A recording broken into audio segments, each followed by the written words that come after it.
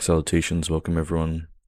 Today we're going to be addressing the omnipotence paradox and giving like a prolegomena on the Summa, essentially, and how Thomas Aquinas views this paradox. This will be like a basic video, and then slowly we get into more intermediate topics regarding God or theism.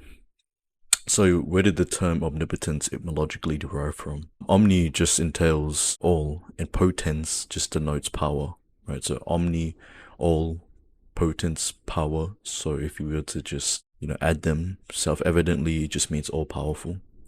So the question arises, if God is all-powerful, surely he can implement illogical things. Obviously, this may, at first glance, sound very sensical. But once you ruminate on this ideology, you'll understand that it's really nonsensical. So let's see why. So this is Thomas Aquinas' view on the paradox. So he states, and I quote, "Power is measured in relation to some other power." And this is what Aristotle stated in his works. That is, whatever is subjected to the human power, or nature, is possible to man. God cannot be said to be all-powerful because he can do all things that men can do. So according to Aristotle, if we were to apply his principle here, God is omnipotent because he can do all things that are possible to his nature. And since his nature is infinite, he is omnipotent. So what does this statement over here mean? Whatever is subjected to the human power or nature is possible to man. So whatever is possible to the subject is how we measure the power. So I'll give you an example.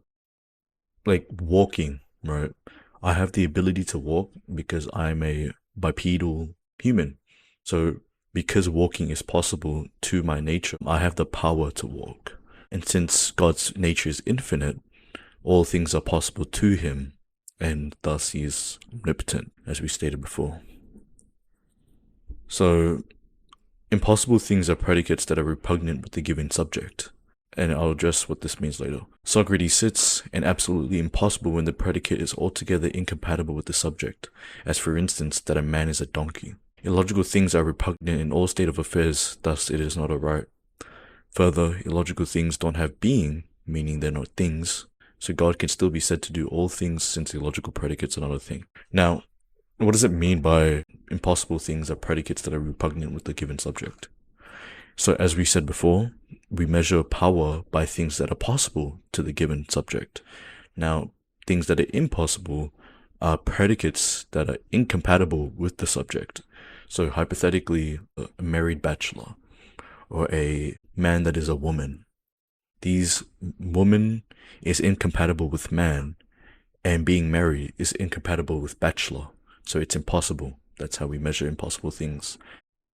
So in very short terms, illogical things such as a square circle don't have being, so thus it cannot be a thing, and God is said to be able to do all things. Illogical predicates are not a thing, so God is still all-powerful.